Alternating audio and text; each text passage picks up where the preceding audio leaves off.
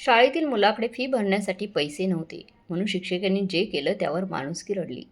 आणि नंतर जे घडलं ते फक्त एक घटना नव्हती तर आजच्या समाजाचं खरं प्रतिबिंब होतं. आणि आपल्यासाठी एक आरसासुद्धा. मित्रांनो, ही सत्य घटनेवर आधारित ही एक गोष्ट आहे. महाराष्ट्राच्या राजधानीत मुंबईची आहे, जिथे सकाळच्या वेळी खाजगी शाळेच्या वर्गात मुलांची किलबिल ऐकू येत होती. पण वर्गाच्या एका कोपऱ्यात समीर शांत बसलेला होता. त्याच्याकडे पुस्तक उघडलेलं होतं, पण हातात शाळेची फी भरण्याची चुरगळलेली नोटीस होती. ती नोटीस तो नेहमी लपवायचा प्रयत्न करत असायचा. जया मॅडम वर्गात येताच त्यांची नजर समीरवर थेट पडली. बाकी सगळे विद्यार्थी उत्साहाने अभ्यास करत होते, पण समीरच्या डोळ्यात उदासीनपणा दिसत होता. जया मॅडम त्याच्या जवळ गेल्या आणि हळूच विचारलं, समीर बेटा, तू इतका उदास का आहेस? गेल्या काही दिवसांपासून तुला अभ्यासात लक्ष नाहीये. सगळं ठीक आहे ना? समीरने शांतपणे मान खाली घातली. आणखीनच काळजी वाटली. त्यांनी त्याच्या हातातून तो कागद घेऊन पाहिला. त्यावर मोठ्या अक्षरात लिहिलं होतं, शेवटची सूचना. शुल्क भरा, फी भरा, नाहीतर नाव कापलं जाईल. जया मॅडमने एक दीर्घ श्वास घेतला आणि तातडीने समीरला घेऊन प्राचार्यांच्या ऑफिसमध्ये गेल्या. तिथे बसलेले प्राचार्य कठोर आवाजात म्हणाले, मॅडम, हे काही नवीन नाही. आम्ही याला खूप वेळा नोटीस दिली आहे. शुल्क भरलं नाही तर तो शाळेत येऊ शकणार नाही. आणि हो, जर तुम्हाला एवढीच सहानुभूती त्याच्याबद्दल वाटत असेल ना, तर तुम्ही शुल्क किंवा त्याची फी भरून द्या. हे ऐकून समीरच्या मनावर जणू डोंगरच कोसळला. तो कोसळला आणि त्याच्या डोळ्यातून अश्रू होऊ लागले. ऑफिसमधून बाहेर पडताच तो रडू लागला आणि जया मॅडमला मिठी मारली. तो म्हणाला, मॅडम, मी काय करू? माझे वडील आता या जगात नाही आहेत. आई मोलमजुरी करून 2 वेळचं जेवण कसं तरी पुरवते. शाळेची फी, शुल्कचे पैसे कुठून आणू आता? मला शाळा सोडावी लागेल का? जया मॅडम त्या लहान मुलाची अवस्था पाहून स्वतःला सांभाळू शकल्या नाहीत. त्यांनी तातडीने समीरला जवळ घेतला आणि त्याच्या पाठीवरून हात फिरवत म्हणाल्या, बेटा, आता रडू नकोस. तुझ्या डोळ्यातले अश्रू मला आवडत नाहीत. मी समजते की तुझ्यासमोर किती मोठी अडचण आहे, किती मोठा प्रॉब्लेम आहे. फी भरायला पैसे नाहीत. पण घाबरू नकोस, काही ना काही मार्ग नक्कीच काढू. समीर अजूनही हुंकार मारत म्हणाला, मॅडम, वडिलांच्या जाण्याने आमचं घरच उद्ध्वस्त झाले. आई मजुरी करून जेवणाची सोय करते, पण फीचं पैसे कुठून आणणार? जर मला शाळेतून बाहेर काढलं तर माझं सगळं स्वप्नच तुटेल, आयुष्य बर्बाद होईल. त्याच्या निरागसतेने आणि दुःखाने जया मॅडमला अंतर्मुख केलं. त्यांनी ठरवलं की या मुलाला असंच तुटू देणार नाही. त्यांनी समीरचा हात धरून म्हणाल्या, चल बेटा, आज मी तुझ्या घरी येते. तुझ्या आईशी बोलायचं आहे. समीरने आश्चर्याने त्यांच्याकडे पाहिलं. तुम्ही माझ्या घरी याल? हो बेटा, जया मॅडम म्हणाल्या. आईशी बोलून पहा, कदाचित काहीतरी मार्ग निघेल. वर्ग संपल्यानंतर जया मॅडमने आपली पिशवी उचलली आणि समीरला घेऊन शाळेतून बाहेर पडल्या. रस्ता खूप पळून लांब होता. अरुंद गलीत तुटलेले रस्ते पार करत ते दोघे हळूहळू पुढे निघाले. समीरच्या पायात जणू काही ताकद आली होती. पण त्याला भीती वाटत होती की आईची गरिबी पाहून मॅडम त्याच्यापासून दूर होतील का? थोड्या वेळात ते एका जुन्या जीर्ण घरापुढे पोहोचले. भिंतीवर आपले ओलेपण, छतावर टपकणाऱ्या पाण्याचे डाग व तुटलेले कुलूप, दाराला सगळं त्या घराची अवस्था, त्यांची परिस्थिती सांगत होतं. समीरने हळूच दरवाजा उघडला आणि आईने हाक मारली, पहा मी आलोय. आईला हाक मारली, पहा मी आलोय. आतून एक दम छाकलेली स्त्री बाहेर आली. तिच्या चेहऱ्यावर थकवा दिसत होता. डोळ्याखालच्या काळ्या वर्तुळे स्पष्ट होती. तीच कमलादेवी होती, समीरची आई. समीरला त्यांच्या शिक्षिकेसोबत पाहून ती थोडी गडबडली आणि म्हणाली, अरे बेटा, ह्या कोण आहेत? जया मॅडम. जया मॅडम हसत म्हणाल्या, नमस्ते. मी समीरची वर्गशिक्षिका आहे. आज काही महत्त्वाचं बोलायचं होतं म्हणून तुमच्या घरी आले आहे. कमलादेवी लगेच सावरली. त्यांनी तुटक्या खुर्चीवर मॅडमना बसायला सांगितलं आणि पाणी आणायला गेल्या. थोड्या वेळाने त्यांनी एक ग्लास आणि पाणी आणि चहा आणला. घरात फारसं काही नव्हतं, पण पाहून खरंच काही कमी वाटत नव्हतं. जया मॅडम त्यांच्या परिस्थितीला नीट पाहिलं आणि हळूच विचारलं, बहिणी, तुम्ही एकटी सगळं सांभाळतायत का? कमलादेवींच्या डोळ्यात पाणी आलं. कातर आवाजात म्हणाल्या, हो मॅडम. जोपर्यंत माझा नवरा होता तोपर्यंत सगळं ठीक होतं. तो एका खाजगी कंपनीत काम करायचा, त्यामुळे समीरला चांगल्या शाळेत शिकवता आलं. पण नशिबाने सगळंच आमच्याकडून हिसकावून घेतलं. त्याच्या जाण्याने मी एकटी पडले. आता मजुरी करून 2 वेळचं जेवण तरी कमवते कशी तरी, पण शुल्क आणि इतर खर्च माझ्या हाताला नाहीत. कधी कधी वाटतं मुलाला शाळेतून काढून टाकावं, पण त्याचा निरागस चेहरा पाहून हिंमत होत नाही. असं ऐकून जया मॅडमचं मन पिघळून गेलं. त्यांनी आपल्या बांगड्या काढून कमलादेवींच्या हातात दिल्या आणि म्हणाल्या, बहीण, तुम्हाला बहीण मान आणि हे घे. उद्या जाऊन समेचं शुल्क भरा. बाकी गरजाही पूर्ण होतील. हा मुलगा खूप हुशार आहे, त्याला शिकवण्यापासून थांबवू नका. कमलादेवी हात मागे घेऊन म्हणाल्या, नाही हो मॅडम, मी तुमचे दागिने कसे घेऊ? हे तर तुमच्या कुटुंबाचा आधार आहे. पण जया मॅडमने हट्ट करून सांगितलं, माझी स्वतःची मुलं नाहीत हो, पण समीर मला माझ्या मुलासारखा वाटतो. जर हा मुलगा शिकण्यापासून वंचित राहिला तर माझं शिक्षक असणं व्यर्थ होईल. कमलादेवीने डोळे पुसत जया मॅडमने दिलेल्या बांगड्या घेतल्या. तिला वाटलं जणू देवाने कदाचित तिची पुकार ऐकली असावी. बरेच दिवस मनात दडलेलं ओझं अचानक हलकं झालं. तिने त्या बांगड्या डोळ्यांना लावल्या आणि कातरा आवाजात म्हणाल्या, मॅडम मला नाही माहिती हा उपकार मी कसं फेडेन. तुम्ही तर मला बहिणीचा दर्जा दिला. देव तुम्हाला कधीही दुःख देऊ नये. जया मॅडमने तिचा हात धरून म्हणाली, बहीण हे उपकार असं समजू नकोस, हे माझं कर्तव्य आहे. समीर मला माझ्या मुलासारखा वाटतो. या मुलाचं शिक्षण कधीही थांबू देणार नाही. समीर दारात उभा होता आणि सगळं ऐकत होता, बघत होता. त्याच्या डोळ्यात पहिल्यांदाच आशेचा नवी किरण उभं राहिला, चमकला. त्याने मनात ठरवलं, एक दिवस मोठा होऊन मी माझ्या मॅडमचं हे कर्ज नक्कीच फेडेन. दुसऱ्या दिवशी कमलादेवीने त्या बांगड्या गहाण ठेवून समीरचं शुल्क भरलं. शुल्कची पावती हातात घेतल्यानंतर त्याच्या डोळ्यातून जणू ओझं उतरलं होतं. समीरचं नाव कापण्याची भीती टळली होती. ही फक्त शुल्क भरण्याची गोष्ट नव्हती, तर त्यांच्या स्वप्नांना पुन्हा जिवंत करण्याचा क्षण होता. आता जया मॅडमने समीरकडे जास्त लक्ष द्यायला सुरुवात केली. त्या रोज त्याच्या वह्या तपासायच्या, प्रश्न विचारायच्या आणि प्रत्येक छोट्या मोठ्या गोष्टींकडे लक्ष द्यायचा. चुका दुरुस्त करायच्या. तो वर्गात असताना कठीण प्रश्न येत असत. समीर पहिला उभा राहायचा आणि बरोबर उत्तरं द्यायचा. जेव्हा वर्गात कठीण प्रश्न येत असत, तेव्हा समीर पहिला उभा राहायचा आणि बरोबर उत्तरं द्यायचा. मॅडमच्या डोळ्यातल्या अभिमानाची चमक पाहून तो अजून मेहनत करायचा. हळूहळू वेळ निघून गेला. समीरने 8वी, मग 10वी आणि त्यानंतर 10वी उत्तीर्ण केली. शिक्षणाबरोबर घरच्या जबाबदाऱ्या वाढत गेल्या. वडिलांची उणीव त्याला वयापूर्वीच मोठं करत होती. त्याने समजून घेतलं की फक्त आईच्या कमाईवर घर चालणार नाही. 10वी नंतर त्याने शेजारच्या मुलांना ट्युशन घ्यायला सुरुवात केली. संध्याकाळच्या घरच्या तुटक्या चौकटीत 4-5 मुलं बसायची आणि मग समीर त्यांना मनापासून शिकवायचा, मन लावून शिकवायचा. त्यामुळे मिळणाऱ्या पैशांनी घर खर्चाला थोडी मदत होत होती. कमलादेवी आपला मुलगा कसा पाहत होती. मग भावूक व्हायची, कधी त्याच्या डोक्यावरून हात फिरवायची, कधी डोळे भरून देवाला म्हणायची, हे देवा माझ्या मुलाच्या घामाच्या प्रत्येक थेंबाला यशात बदल. जया मॅडमही कधी कधी त्यांच्या घरी येत असत.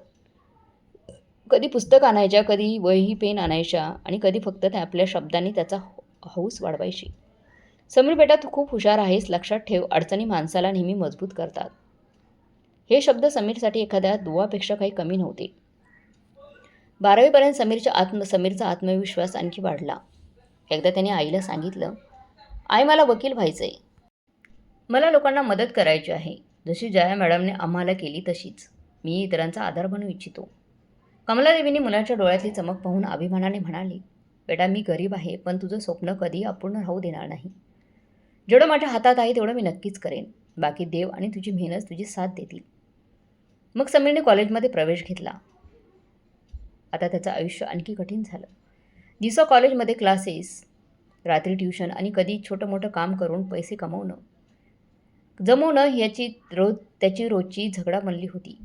पण त्याच्या मनात एक आग पेटलेली होती. तो स्वतःला म्हणायचा, मला मोठं व्हायचंय, जेणेकरून मी माझा मॅडम आणि आईची मान उंच करू शकेन. कॉलेजमध्ये तो सगळ्यात हुशार विद्यार्थी होता.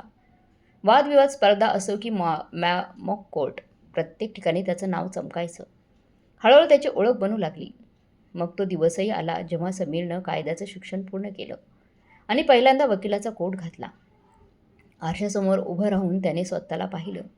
त्याच्या डोळ्यात अश्रू आले. तो हळूच म्हणाला, मॅडम आज तुमचा त्याग, वकिलाचा काळा कोट घातल्यानंतरच खरंच यशस्वी झाला. समीरचं आयुष्य अगदी बदलून गेलं होतं. सुरुवातीला काही वर्ष फार कठीण गेली, पण त्याच्या मेहनतीमुळे आणि लगनमुळे तो हळूहळू एक नावाजलेला वकील बनला होता. कोर्टात त्याचे युक्तिवाद इतके बारीक असायचे की न्यायाधीशही त्याच्या दलालीचं किंवा त्याच्या बोलण्याचं कौतुक करत असत. लोक दूरदूरून आपले प्रकरणं घेऊन त्याच्याकडे येऊ लागली होती सोडवण्यासाठी.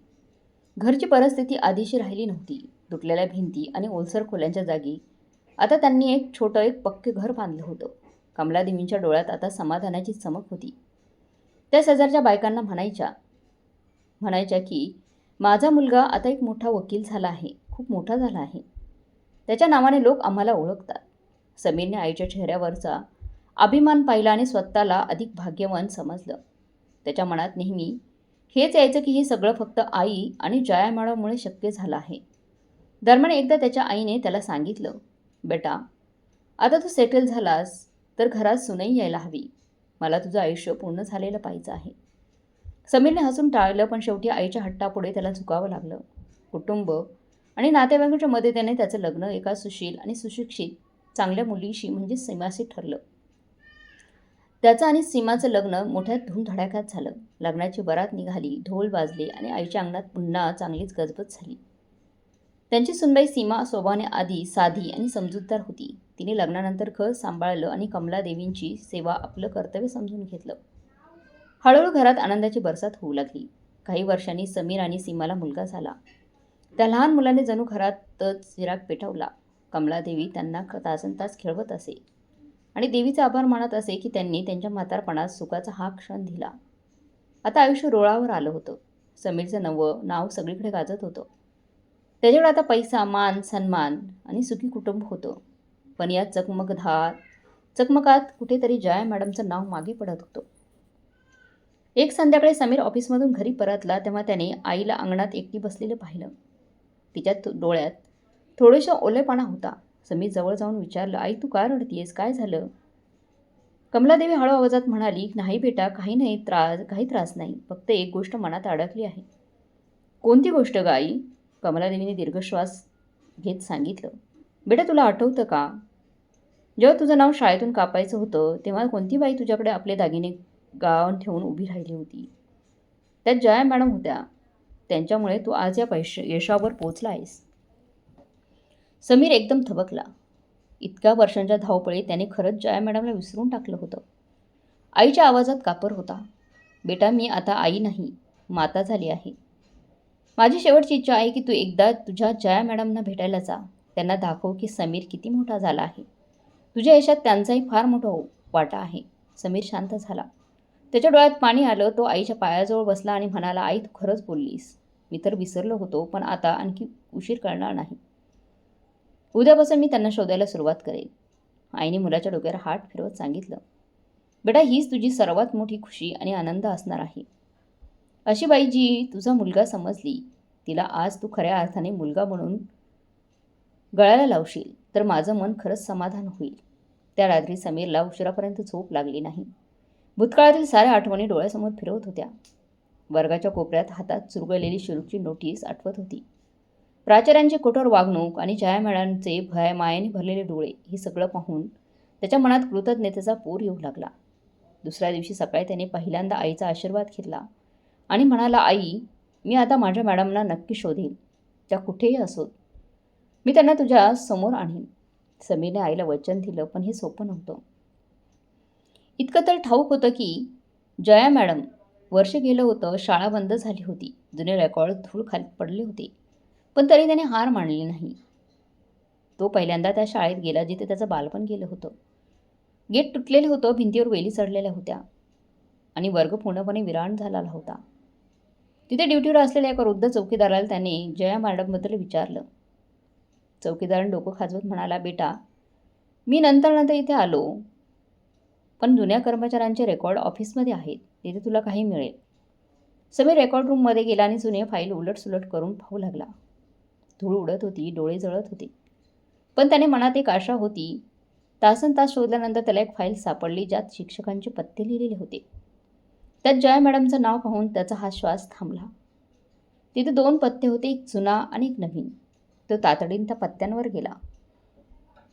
पहिला पत्ता आता रिकामा होता, पण दुसऱ्या पत्त्यावर गेल्यावर त्याने एक छोटंसं खराब घर पाहिलं. दार ठुठवलं तेव्हा एक दुबळी, पांढऱ्या केसांची, हातात काठी घेऊन एक स्त्री बाहेर आली. तिच्या चेहऱ्यावर खोल सुरकुत्या होत्या. समीरने एक नजर टाकली आणि त्यांना ओळखलं. त्या जया मॅडमच होत्या. त्याने तातडीने त्यांच्या पायावर पडून त्यांचा आशीर्वाद घेतला. जया मॅडम थकलेल्या असल्यामुळे संभ्रमित होऊन म्हणाल्या, बेटा, तू कोण आहेस रे? माझ्या पायाशी का पडतोयस? समीरच्या डोळ्यातून अश्रू वाहू लागले. तो म्हणाला, मॅडम, तुम्ही मला ओळखलं नाहीत का? मी तोच समीर आहे, तुमचा विद्यार्थी, ज्याला तुम्ही बांगड्या देऊन शिक्षणाचा हक्क मिळवून दिला होता. जया मॅडमने नीट पाहिलं आणि त्यांचे डोळे भरून आले. ते म्हणाले, अरे, तू तोच समीर आहेस? देवा, आज माझी तपस्या पूर्ण झाली. त्यांनी त्याला मिठी मारली. दोघांच्या डोळ्यातून अश्रू वाहत होते. समीर जेव्हा घरात पाऊल ठेवला तेव्हा घराची अवस्था पाहून त्याचं मन खूप दुखावलं. घर मजला तुटलेलं होतं, उखडलेलं होतं आणि आता फारच साधं सामान होतं तिथे. त्याने विचारलं, मॅडम तुम्ही इथे एकटे का राहत आहात? तुमचे पती कुठे आहे?